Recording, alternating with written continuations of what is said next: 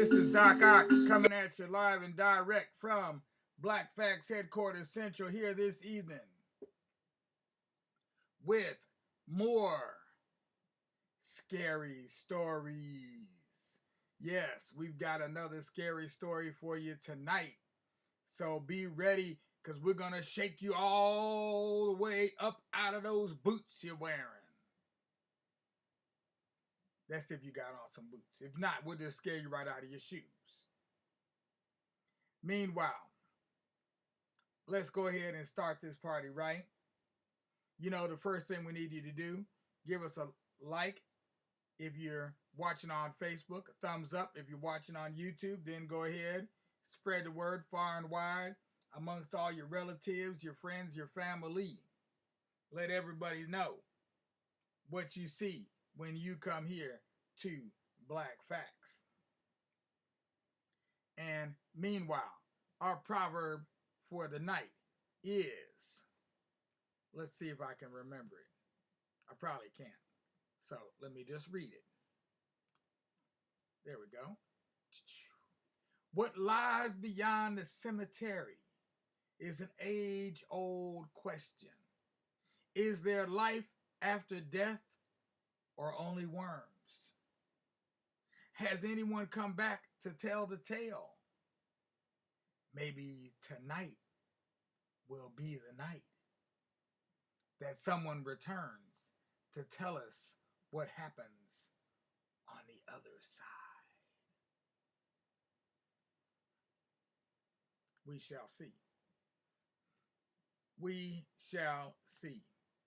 And meanwhile, for you and me, it's time to get it on with Jackie Tales from the mind of Jackie Torrance, as retold by Doc Ock right here, right now, tonight. And guess what? I don't even need my glasses because the words are just so large that it's easy to see. Now let me see if I can just find my bookmark. Now can't find a bookmark, but I know where I'm going. Honey Boy's Gift. Quiet and subtle stories. So we're going to take it easy on you tonight. We're not going to tell you one of them harsh stories. We're going to tell you a quiet and subtle, scary story. Yeah. So get ready, get set, and here we go. Honey Boy's Gift. Just what was the gift of Mr. Honey Boy? It was the time of the year they call Indian summer. A lot like this time right here, right now. It had been a hot day. The old woman was tired from the few chores that she still tried to do at home. She opened the screen door and stood there for a while. Then she walked onto the porch and settled herself down into a chair. She took a great, big, deep breath and turned her face toward the highway. She sort of chuckled, one of those chuckles, you know, those those kind of low vibe chuckles. The traffic goes on and on. Where do the people go? She asked. They just move, and then they move, and then they move again, they move on. The cars never stopped. Her house was the only house on the road, so if they turned, they would come in to visit. If they turned.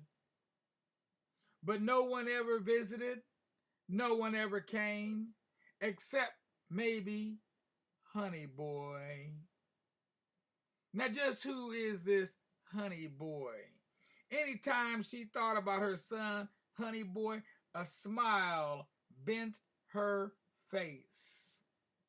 And she thought about all the wonderful, wonderful, wonderful things that her son had done for her. Even when he was a little boy, he would find a pretty feather or a rock or a flower, and he'd always bring it back to her. Now he was a grown man, and he never missed a birthday or Christmas or any holiday. But Honey Boy just wouldn't stay. Was it that she had not known what to do with the child? After his father had passed away so soon after his birth, what happened? Why was it that she couldn't do anything for her child? She turned once again to look out to the highway. And just at that moment, a car turned off the road. She looked at the car and she saw she had a visitor. She placed the strands of hair behind her head, patted the bun at her neck, straightened her apron, squared her shoulders, and prepared for a guest of a rare type.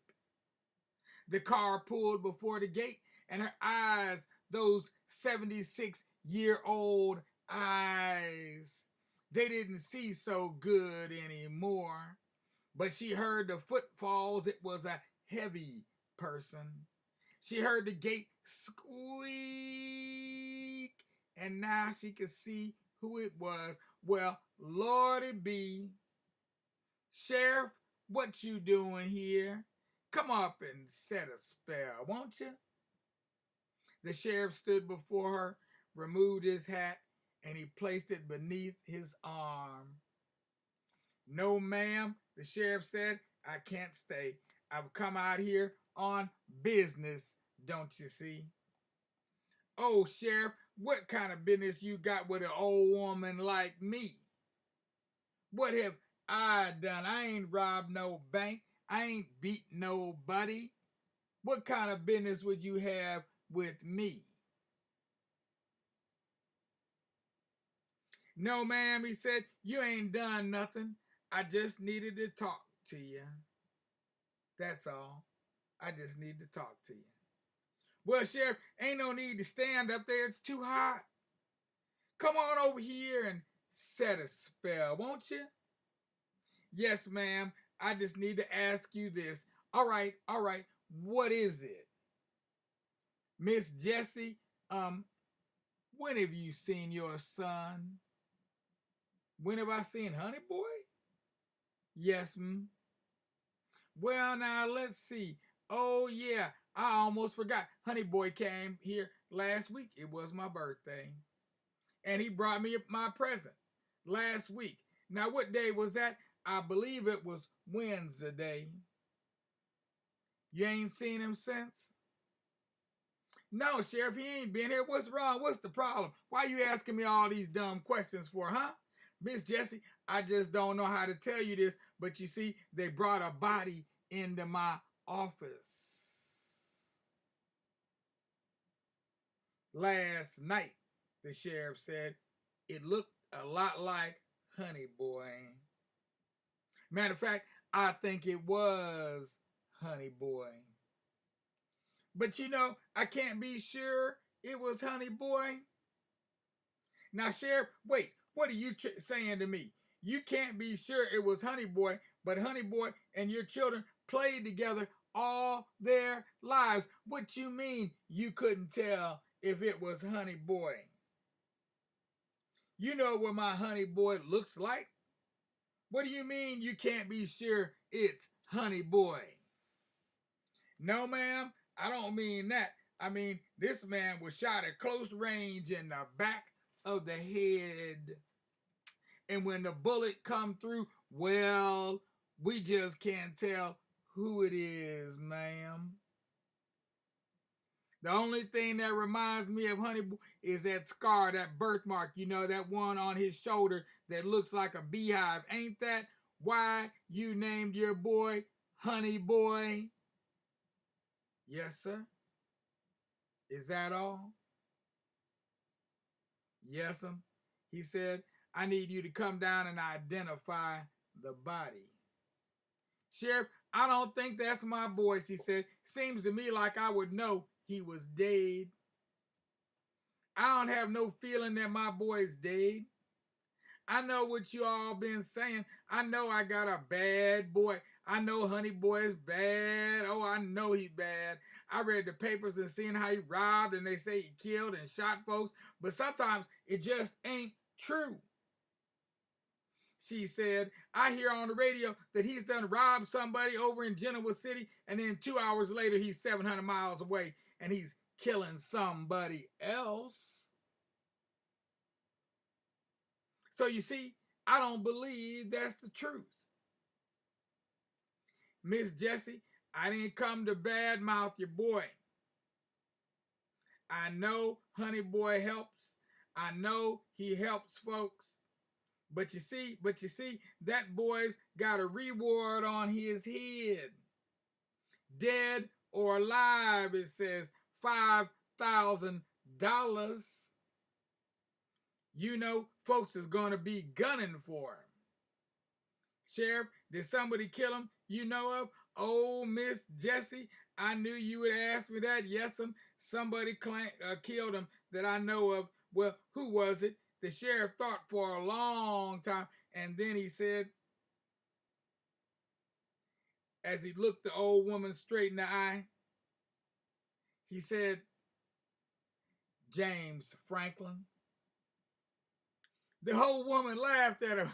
Sheriff James Franklin was Honey Boy's best friend. Why, they slept in the same bed. They drank out of the same glass, ate out of the same plate. They was good friends all of their lives. Now, James comes over here and cuts my wood and brings it in. He takes care of me, and he's always asking for Honey Boy. Ain't nobody that low down. Miss Jessie, you don't understand. When you got a reward on your head of $5,000, dead or alive, you ain't got no good friends. You understand? Sheriff, you want me to identify that body? Yes, Well, let me fix myself up and I'll go with you. Miss Jessie walked in the house in her bedroom. She removed her apron, placed her hat on her head, and threw a coat over her shoulders. The sheriff stood looking around the living room. His gaze fell on a radio. He walked over to it. Miss Jessie, this here is a mighty fine piece of uptown furniture you got. Where'd you get it? That was my birthday present from Honey Boy. Don't you know?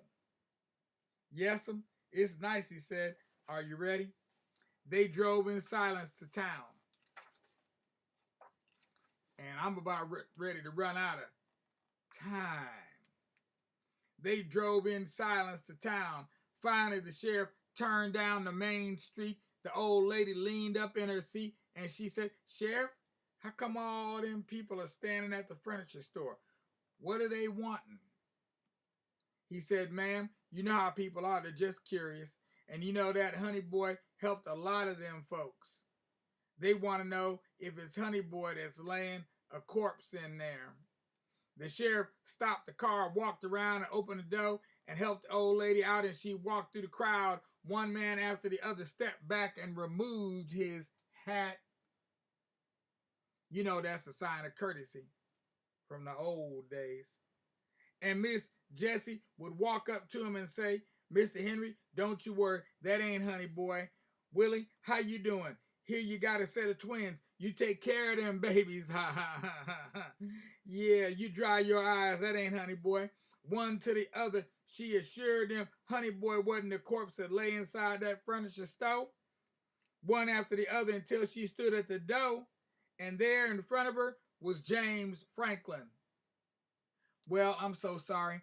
We got to end our little story right there, and we'll have to come back to it tomorrow because we have just run out of time. We just ran out of time. So we'll be back here tomorrow night and we can finish up this story here of Honey Boy and just what did or did not happen to Honey Boy, and was or was he not the man they saw laying there on that floor. It's hard to say right now, but by tomorrow night we'll know for sure. So make sure to tune in again to the Tubular Black Facts channel at 9 o'clock tomorrow night, because this still is Doc Ock at noon and 9. And it is about time for all you little children out there to take your little heads and lay them on your little pillows, on your little bed. Close those yeah eyes and wait on that sun to rise and see if you can find out what did happen there in that store. Was it Honey Boy, or was it some other felonious character that entered that store alive and came out on a stretcher? What do you think? Sleep on it. Don't creep on it. And meanwhile, for all you adults out there, you know what we need you to do? Give us a like if you're watching on Facebook, a thumbs up if you're watching on the tube, and last but not least, make sure to go ahead and subscribe to the Tubular Black Facts channel. If you would, we would very much appreciate it. And in the meantime, look for our first playlist of the weekend. And that playlist, you will look for it. It'll pop up on your screen if you're a subscriber. It'll pop up as